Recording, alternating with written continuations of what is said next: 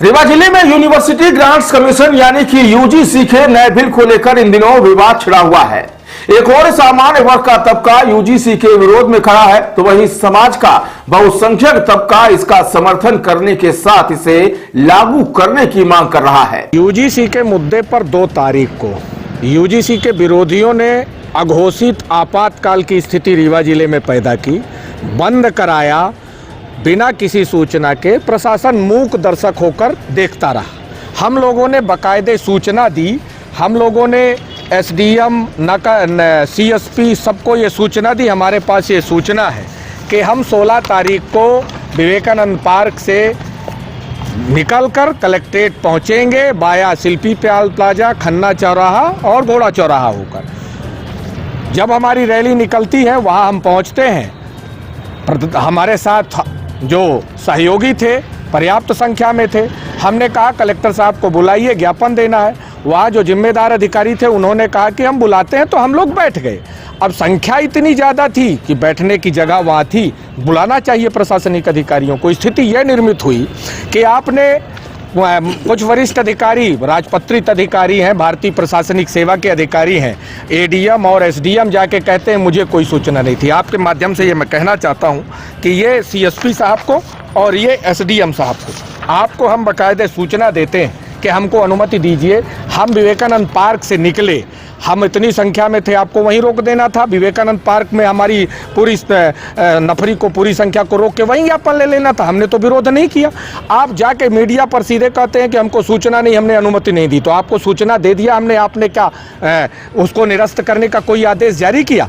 ठीक है, ये भी। फिर इसके बाद आप 2 तारीख हमारे ऊपर एफआईआर करते हैं कि हमने कार्य के प्रति बाधा किया। मैं आपसे पूछना चाहता हूं, आप ही अपनी एफआईआर में लिखते हैं कि 1 बजे हम पहुंचते हैं और 4:30 बजे निकल आते हैं। 1 बजे आपके कर्मचारी आते हैं। हमारा तो आपसे ही कर्मचारी निकल के आए, बोले कलेक्टर मैडम आ रही, हमने इंतजार किया। आप एफआईआर करते हैं। 2 तारीख पे नंगा तांडव होता है। शुरुआत तो वही होती है ना। आप यूजीसी के विरोध में पूरे रीवा जिले में हर गली मोहल्ले में जाकर बंद करते हैं, दुकानें जबरदस्ती बंद कराते हैं। उनके खिलाफ भी वही कार्यवाही कीजिए। आज हम आईजी महोदय के समक्ष ये बात रखें कि माहौल खराब करने की कोशिश है और वरिष्ठ प्रशासनिक अधिकारी इसको हवा दे रहे हैं। आप जिस तरह से मीडिया के सामने आकर नेताओं की भाषा बोल रहे हैं, मैं तो कहना चाहता हूं कि डिप्टी सीएम राजेंद्र शुक्ला जी के आदेश से अगर हम पर एफआईआर हुई है तो ये एफआईआर राजेंद्र शुक्ला साहब के आदेश से 2 तारीख वाले यूजीसी के विरोधियों के ऊपर भी कर दीजिए, वरना ये माहौल खराब करने का, सामाजिक विद्वेष पैदा करने का ये काम कर रहे हैं जो गलत है।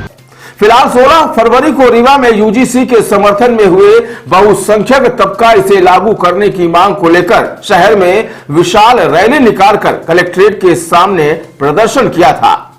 यूजीसी के समर्थकों पर आरोप है कि प्रदर्शन से पहले जिला प्रशासन से किसी भी प्रकार की अनुमति नहीं ली गई और बिना सूचना बहुतायत संख्या में कलेक्ट्रेट पहुंचकर मुख्य गेट पर प्रदर्शन करते हुए अधिकारियों को भी अपमानित किया गया।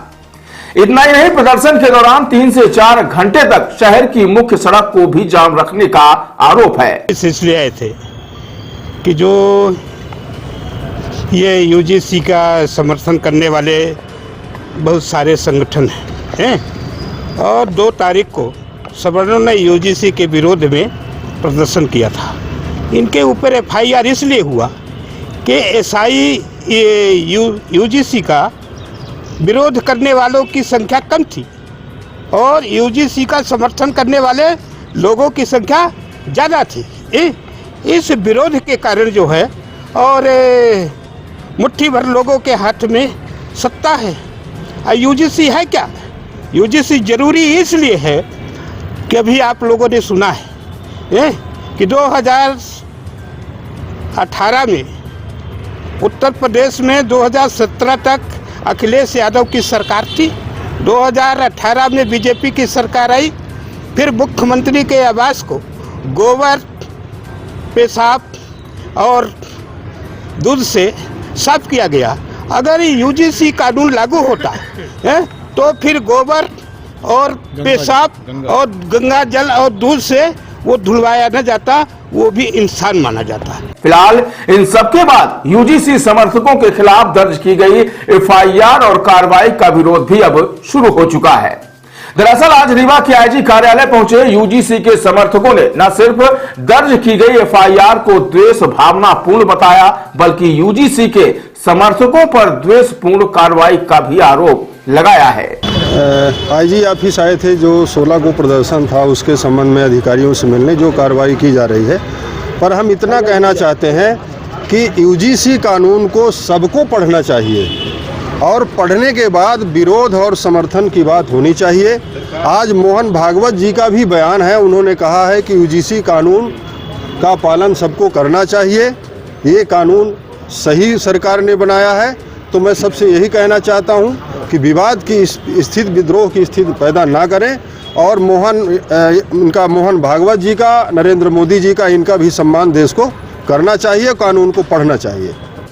आईजी कार्यालय पहुंचे लोगों ने दावा किया है कि 16 फरवरी को हुए प्रदर्शन से पूर्व जिला प्रशासन और पुलिस प्रशासन को सूचित करने के साथ बाकायदा अनुमति ली गई थी। ऐसे में प्रदर्शन की अनुमति न लेने के आरोप सरासर गलत हैं।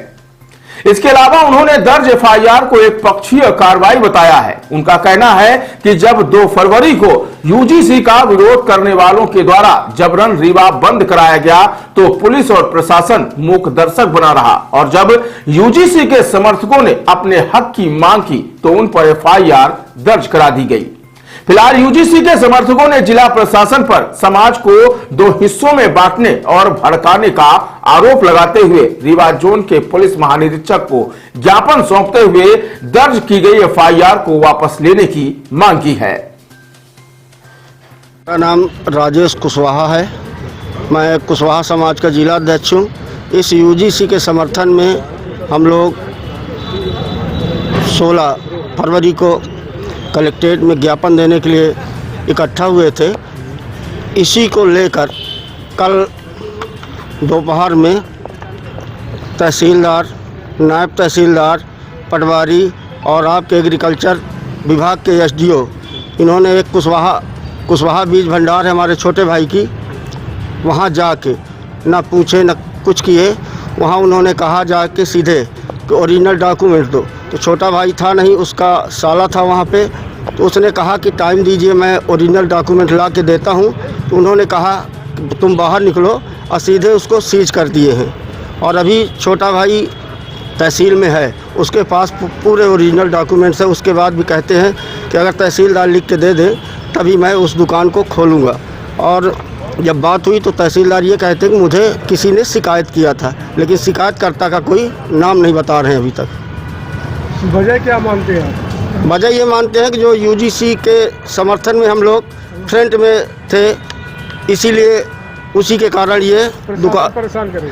हाँ, शासन प्रशासन दोनों मिलके ये काम कर रहे हैं। ये मामला आपके साथ होगा और किसी साथ हो रहा है? और कई लोग हैं जिनके साथ हो रहा है और ओबीसी, एसटी, एससी समाज के सभी वर्गों के साथ हो रहा है।